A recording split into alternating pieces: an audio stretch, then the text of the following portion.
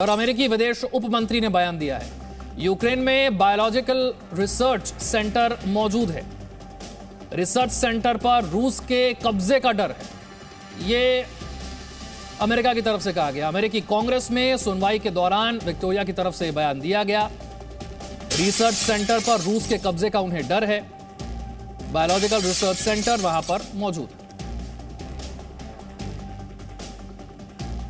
Ukraine has biological research facilities, which in fact we are now quite concerned Russian forces may be seeking to gain control of. So we are working with the Ukrainians on how they can prevent any of those research materials from falling into the hands of Russian forces should they approach. युद्ध का 14वां दिन है, 336 घंटे हो चुके हैं। Putin की सेना अब तक कीव तक नहीं पहुंची है, कीव पर कब्जा नहीं कर पाई है, लेकिन यूक्रेन की सेना भी पीछे हटने के लिए तैयार नहीं है। जमीन पर संघर्ष जारी है, लेकिन यूक्रेनी राष्ट्रपति का इस बीच एक बड़ा बयान आया है। नेटो, जो इस युद्ध की एक बड़ी वजह माना जाता है, नेटो मेंबरशिप, उसे लेकर जेलेंस्की क्या कह रहे हैं यह समझना बहुत जरूरी है। नेटो से नाराजगी जेलेंस्की की बढ़ती जा रही है और एक तरह से जेलेंस्की ने नेटो पर आरोप लगाने अब शुरू कर दिए हैं। एक इंटरव्यू दिया यूक्रेनी राष्ट्रपति जेलेंस्की ने और इस इंटरव्यू में कहा कि मैं समझ गया हूं कि नेटो हमें स्वीकार करने के लिए तैयार नहीं। यह भी कहा कि नेटो रूस से टकराव से डरता है। नेटो मेंबरशिप एक बड़ा मुद्दा था जिसकी वजह से व्लादिमीर पुतिन नाराज थे और बार बार यह कहते रहे कि अगर यूक्रेन नेटो का मेंबर बनता है तो यह स्वीकार नहीं होगा।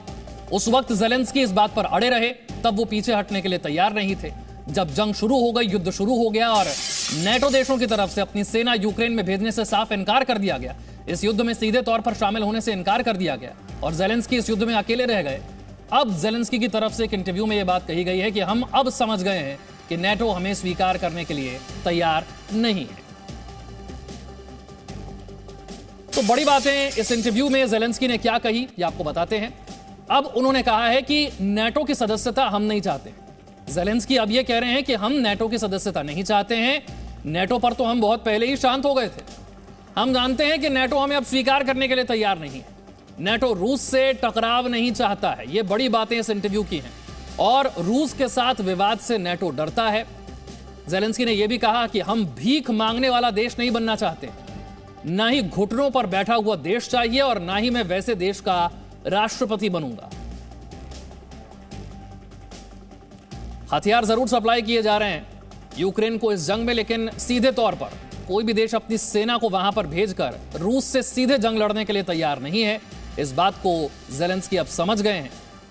पश्चिमी देशों का सपोर्ट, उनका समर्थन बयानबाजी के जरिए यूएन के मंच पर तो जरूर मिल रहा है, लेकिन जो समर्थन यूक्रेन को चाहिए था वो मिल नहीं पाया और इसीलिए जेलेंस्की की नाराजगी इस इंटरव्यू में अब सामने आ रही है। व्लादिमीर पुतिन बार बार कह रहे हैं पश्चिमी देशों से कि यूक्रेन को हथियार ना दें। अगर उनके दिए हथियारों से रूस की सेना पर हमला होता है, रूस की सेना को नुकसान पहुंचता है, तो फिर जो देश हथियार सप्लाई कर रहे हैं उन्हें भी इसके नतीजे भुगतने होंगे।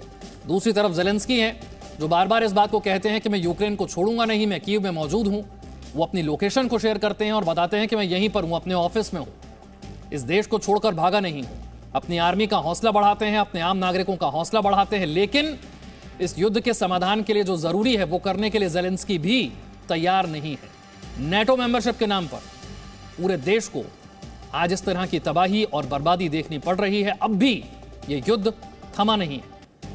कई दौर की बातचीत हो चुकी है, आगे भी बातचीत होनी है, लेकिन क्या बातचीत के जरिए समाधान हो पाएगा, ये बड़ा सवाल है। Presenting B News app available on Google Play and App Store. Download it now.